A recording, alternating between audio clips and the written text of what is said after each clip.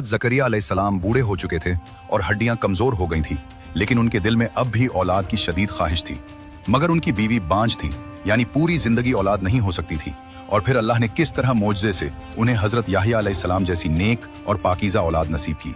ये उस वक्त की बात है जब हजरत ज़करिया अलैहिस्सलाम बैतुल मुक़द्दस की मस्जिद के निगहबान और इमाम थे। उन्हें बहुत फिक्र थी कि मरने के बाद अल्लाह की इबादत और दीन का काम कौन संभालेगा, क्योंकि उनकी बीवी बूढ़ी और बांझ थी। एक दिन वो मेहराब में तन्हाई में खड़े दुआ मांग रहे थे। वहां हजरत मरियम अलैहिस्सलाम के पास मौसम के खिलाफ ताज़ा फल देखे, गर्मी में सेब, सर्दी में अंगूर। ज़करिया अलैहिस्सलाम ने पूछा, मरियम, ये फल कहाँ से लिए? उन फलों का तो अभी मौसम ही नहीं है। हजरत मरियम ने मुस्कुराकर कहा, अल्लाह की तरफ से है ये सब।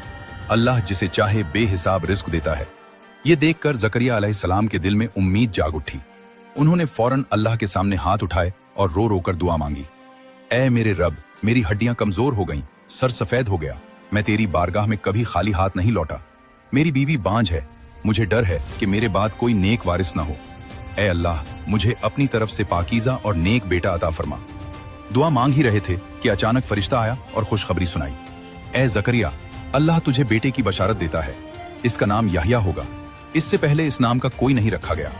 ज़करिया अलैहिस्सलाम हैरान हो गए, बोले, ऐ अल्लाह, बेटा कैसे होगा? मैं बूढ़ा, बीवी बांझ है।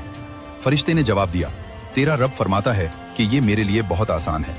मैंने तुझे भी तो पहले पैदा किया जब तो कुछ भी न था। ज़करिया अलैहिस्सलाम ने कहा, मुझे कोई निशानी दे। अल्लाह ने फरमाया, तेरी निशानी ये है कि तो 3 दिन लोगों से बोल नहीं सकेगा, सिर्फ इशारों से बात करेगा, लेकिन अल्लाह को खूब याद करता रहे, तस्बीह करता रहे।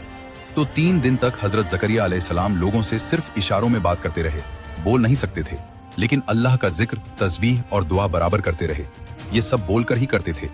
3 दिन गुजरने के बाद उनकी जबान बिल्कुल ठीक हो गई, सब कुछ पहले जैसा नॉर्मल हो गया। कुछ दिनों या महीनों बाद अल्लाह का मुजज़ा हुआ, उनकी बूढ़ी बीवी हामिला हो गई। फिर अल्लाह ने उन्हें एक प्यारा बेटा दिया, जिसका नाम हजरत याहिया अलैहिस्सलाम रखा गया।